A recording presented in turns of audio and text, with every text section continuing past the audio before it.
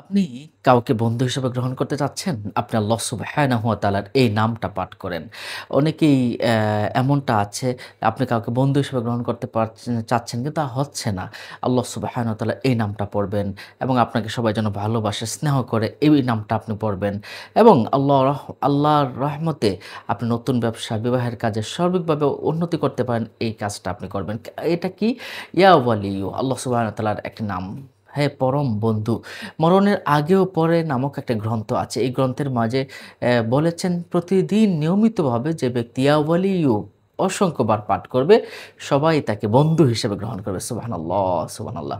দিবারাত্রে অধিকাংশ সময় পড়লে তাকে সবাই ভালোবাসবে এবং শ্রদ্ধা করবে।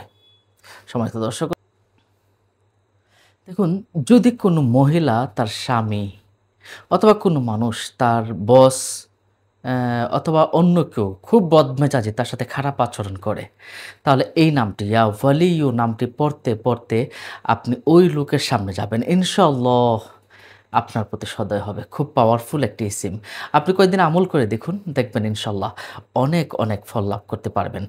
স্বামী-স্ত্রীর গভীর প্রেম ভালোবাসা লাভ করার জন্য এই ইসিমটি ইয়া ওয়ালিয়্যু আপনি একটা কাগজের ভিতরে, একটা কাগজের ৪ কোণায় ইয়া ওয়ালিয়্যু আরবিতে লিখে স্বামীর নাম নিচে স্ত্রীর নাম লিখে গাছের ডালে ৩ দিন পর্যন্ত টানিয়ে রাখবেন।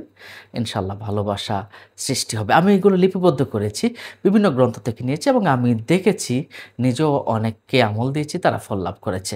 বিশ্বাস, ভক্তি, ভালোবাসা নিয়ে যদি আপনি আমলটা করতে পারেন, ইনশাআল্লাহ আল্লাহ পাক রব্বুল আলামিন আপনাকে অ্যা সুফল দান করবেন। সম্মানিত দর্শক ও শ্রোতা, তাহলে আমরা বিপদগ্রস্ত কোনো ব্যক্তি যদি বৃহস্পতিবার দিবাগত রাতে ১০০০ বার ইয়া ওয়ালিয়্যু পাঠ করে তাহলে বিপদ দূর হয়ে যায়। সম্মানিত দর্শক ও শ্রোতা, তাহলে এই আমলগুলো আপনাদের জন্য থাকলো।